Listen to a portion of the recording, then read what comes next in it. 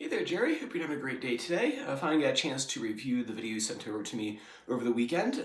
It sounded really nice. That's probably the best one that you've done for me so far. The ideas were really well connected. They were developed. You had an initial idea, and then you started playing around with the different melodic compositional devices we had talked about previously. And the best of all is that they were singable and they fit in the pocket. They fit in the groove. There wasn't like any wiggle room over top of the beat, especially this little figure that you did in there. We'll talk more about that in a second. So like I said, it flowed nice, the rhythm was nice, there was no halting spots in there. One spot I really liked was this right here. And I felt that had a lot of potential because you did,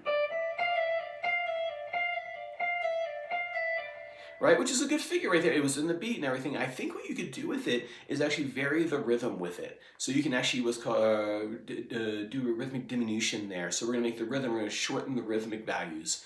So instead of doing, which I said, right, is a fine line right there, but what happens if we sped that up? Dia, dia, dia.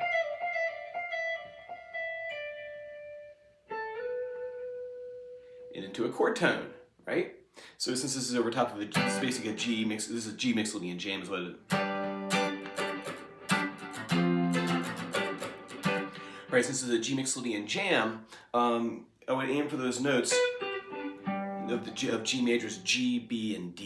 You can find those notes on your circle of fifths. It has the chord tones of G major. But anyway, what you can do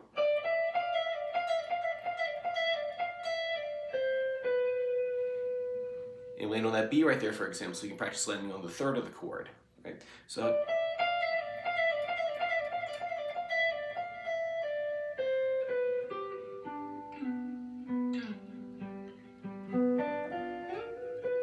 What are we going to do after that?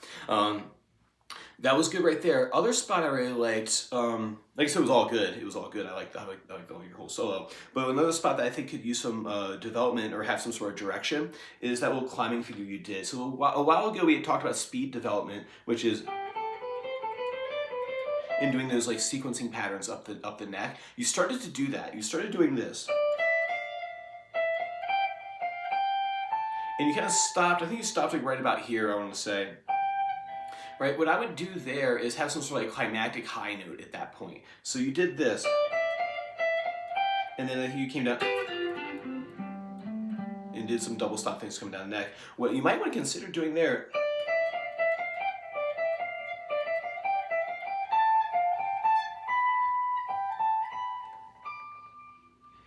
and start to go through like a really high note. So the sequences is a really great way for you to get up the neck and end on a high note rather than coming back down the neck, right? So I think this is what it needs, is maybe starting a little bit lower, you can do like a climb.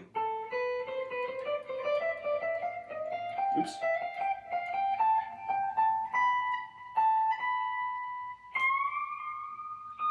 Something like that. So I maybe like use that as an opportunity to get like really high up on the neck and put one of those really high notes, and then that would be your solo. So like end on the high note. Don't keep on going. It's kind of like the movie where I always use the movie analogy, but it's kind of like the movie where like they have like the climactic final battle, and then there's like scenes afterwards where it's like, what? I thought they thought the end of the film. So it's like a fake out almost. So I would maybe make that high note like the end of your solo up there. Right, cool. Other spot I liked too was you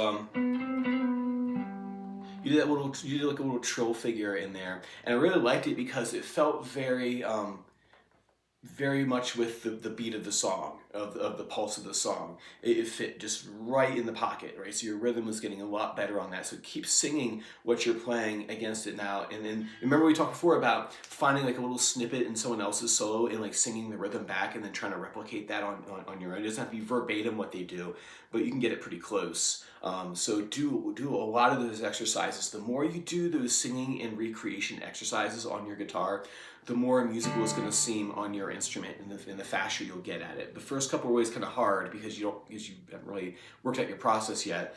But I think if you find a little snippet of something by Trey Anastasio or Jerry Garcia, or Allman Brothers or something like that, Neil Young. If you find a little snippet of a solo, of the rhythmic pattern of the solo that you like, and you sing that rhythm and try to recreate it on your guitar, and then try to make it work it into a line.